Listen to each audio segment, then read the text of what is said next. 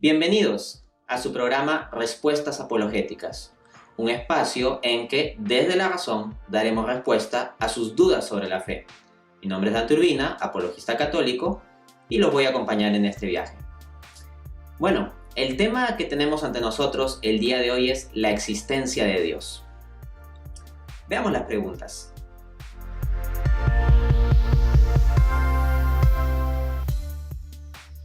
Bien, la existencia de Dios es algo que muchas personas piensan que simplemente se asume por fe, ¿no? Que uno decide si creer o no creer que Dios existe. Sin embargo, existen no uno o dos, sino múltiples argumentos racionales para mostrar la existencia de Dios. Un repaso por la historia de la filosofía nos muestra varios de ellos. No daría aquí el espacio para que yo me ponga a desarrollar cada uno de estos, pero sí voy a listarlos para que, pues, quien quiera profundizar tome el nombre de estos argumentos y, buscando en internet, haga su propia investigación y encuentre que en efecto hay varias formas de demostrar racionalmente la existencia de Dios. En primera instancia podemos mencionar las pruebas clásicas de la existencia de Dios dadas por las 5 vías de Santo Tomás de Aquino. La primera vía demostraría la existencia de Dios a partir del movimiento. La segunda vía a partir de la causalidad eficiente. La tercera a partir de la contingencia de los seres. La cuarta a partir de los grados de perfección. Y la quinta a partir del orden existente en la naturaleza. De este modo, por medio de unos razonamientos lógicos que pueden investigar o que en programas posteriores ampliaremos, Santo Tomás llega a mostrar que existe un ser que es un primer motor inmóvil, una causa primera o causa incausada, un ser subsistente, un ser perfectísimo y o una inteligencia suprema ordenadora. Adicionalmente a estos argumentos clásicos sobre la existencia de Dios, podemos mencionar también, por ejemplo, el argumento cosmológico leibniziano, que se basa en el principio de razón suficiente, de acuerdo con el cual, pues, en principio para cada cosa debe haber una razón de la misma, ¿no? Esa razón puede estar en la misma cosa o en otro. Existe también el llamado argumento cosmológico Kalam. Este argumento parte de la idea de inicio del universo, dado un conjunto de argumentos filosóficos que llevan a pensar que el universo debe de tener un inicio, y dado un conjunto de evidencia científica a la luz de la física actual que apunta a que el universo en conjunto tendría un inicio, entonces se va a pasar a argumentar que este inicio requiere de una causa y que esa causa sería Dios. Ojo, acá ni siquiera estoy mostrando el detalle del argumento, solo la idea básica. Si uno busca el argumento completo, verá que tiene una estructura mucho más detallada. Aquí no estoy desarrollando ni siquiera mostrando las premisas de los argumentos, meramente los estoy presentando y diciendo las ideas. Continuando en esta línea, podemos mencionar el argumento del ajuste fino. El ajuste fino se refiere a una observación que se tiene en la física en las últimas décadas, que las condiciones iniciales del universo, podríamos decir por ejemplo las condiciones iniciales del Big Bang, parecen muy finamente ajustadas como para que permitan la existencia de vida inteligente e interactiva como la nuestra. Vida que pueda estar haciendo un programa o escuchando un programa como este o preguntándose sobre cuestiones como la existencia de Dios. Si algunas condiciones variasen mínimamente, como por ejemplo la fuerza gravitacional o la proporción entre la fuerza nuclear fuerte y la fuerza nuclear débil, o la cantidad de materia y la cantidad de antimateria, etc. Si alguna de esas condiciones variase solo un poquito, el resultado es que no habría vida inteligente e interactiva como la nuestra.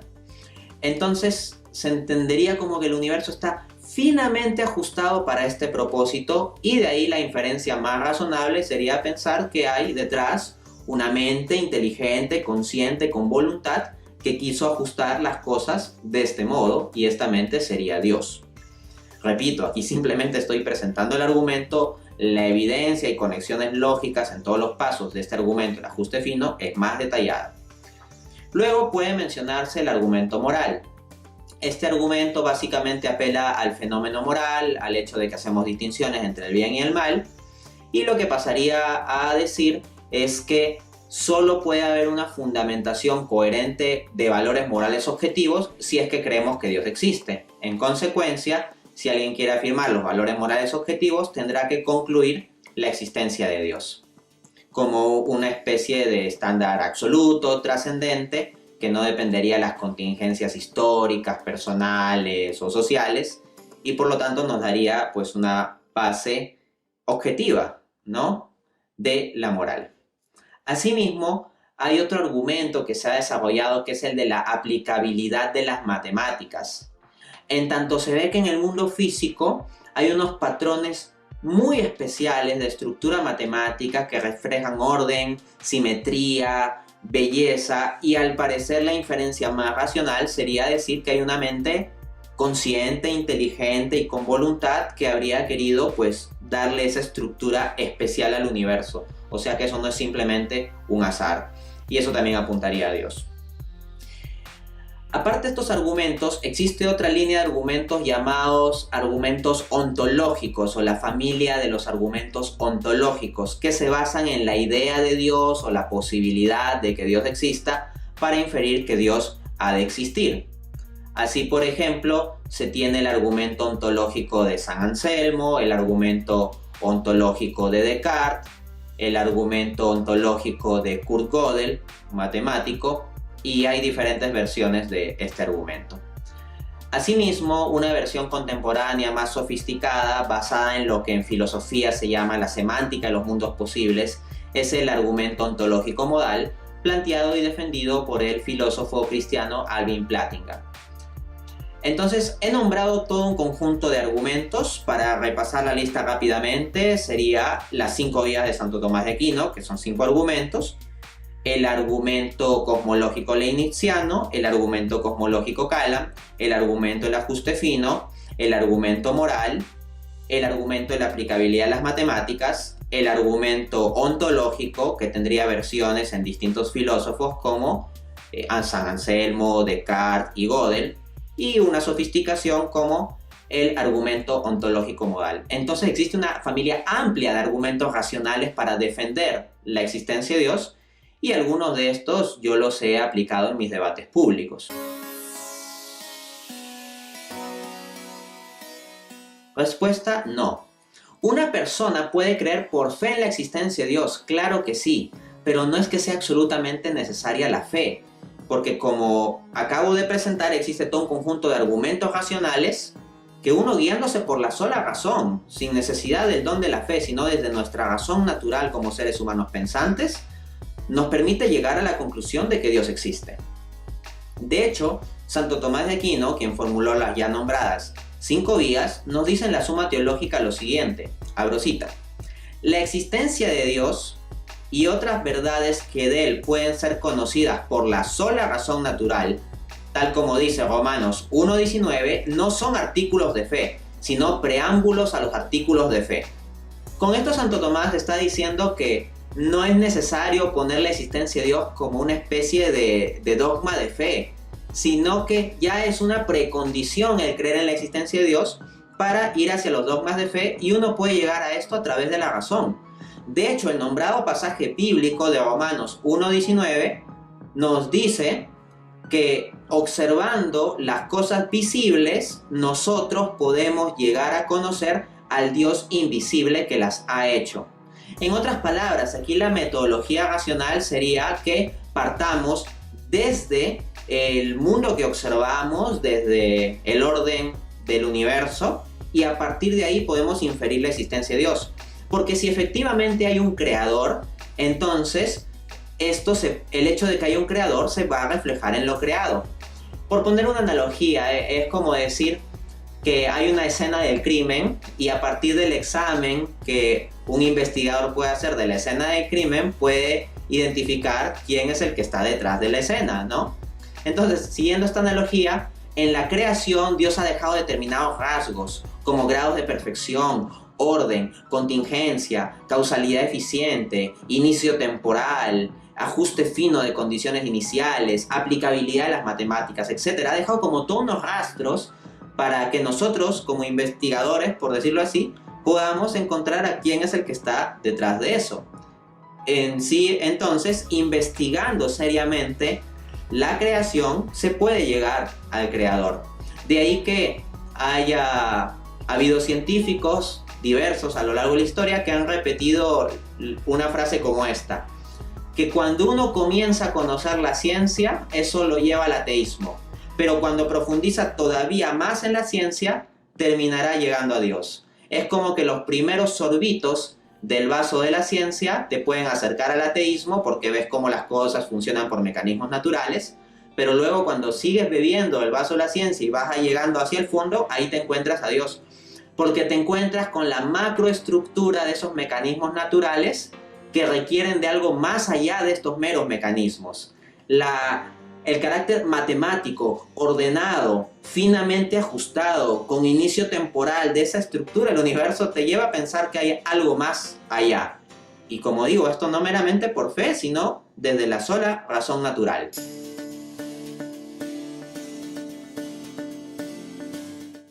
Bueno, es que resulta que la fe no es simplemente para llegar a creer en la existencia de Dios.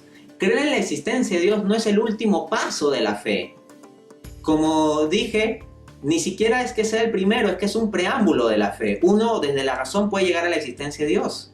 En consecuencia, la vida de fe diríamos que inicia con creer a partir de la razón, o si se quiere también llegar por la fe, a creer en la existencia de Dios, pero ese es solo el inicio, de ahí hay mucho más, porque si es cierto que Dios existe, entonces ¿cómo ese Dios que existe se relaciona con la creación? ¿Cómo se relaciona conmigo? ¿Cómo se relaciona con el conjunto de la humanidad? ¿Cómo este Dios que existe puede haberse comunicado o no con los seres humanos? ¿Resultará que, como dice la revelación cristiana, ese Dios que existe se ha encarnado en la persona de Jesucristo o no? Entonces, como se puede ver, creer en la existencia de Dios no es el fin de la historia, sino el comienzo, porque se abren muchas otras cuestiones. Entonces, ¿para qué sirve tener fe? Yo señalaría 3 cosas. Primero, sabiduría. El tener fe te permite ver las cosas desde una perspectiva trascendente. La gente sin fe simplemente ve las cosas del mundo desde una perspectiva mundana y se quedan simplemente en lógicas de la materia, ¿no? Todo lo ven como una especie de mecanismo biológico, material, reproductivo, de supervivencia y sofisticaciones de ese mecanismo, y se pierde la posibilidad de ver las cosas desde una perspectiva más profunda. Asimismo, hay gente que no tiene fe y termina viendo todo en términos de dinero, o termina viendo todo en términos de placer, y a veces ni siquiera una noción amplia de placer, sino que lo reducen a placer sexual o cosas de ese tipo. Entonces, normalmente la gente que no tiene la visión de la fe va a caer en una visión mundana, reductiva, en otras palabras, en una pérdida de sabiduría. De ahí que una de las grandes cosas que te da la fe es una sabiduría trascendente. En segundo lugar, mencionaría la seguridad, porque en la medida en que la fe, como don, como virtud teologal, te da una certeza sobre Dios, pues eso te va a dar una seguridad para actuar ante el mundo, ante las dificultades. Esa seguridad que te da la fe ante cuestiones como la muerte, la otra vida, el dolor y distintas cuestiones que se abren a lo largo de nuestra vida, es algo muy, muy valioso. Desde esa perspectiva, las personas con fe auténtica son personas seguras. Más bien lo que encontramos es que personas de un amplio escepticismo, si comenzamos a escarbar más en su interior, uno termina encontrando varias inseguridades. Esas dudas metafísicas terminan convirtiéndose en dudas existenciales y psicológicas para esas personas. En tercer lugar, mencionaría el papel de la fuerza. Quien tiene fe tiene una fuerza que le viene de lo alto, una fuerza que le viene de la gracia. En suma, una fuerza que está más allá del orden de cosas de este mundo para poder enfrentar las dificultades del mundo. Personas con fe auténtica pueden enfrentar mucho mejor las dificultades de la vida que personas que no tienen fe. Y bueno, esas son las cuestiones que hemos tratado hoy. Nos vemos en un siguiente programa.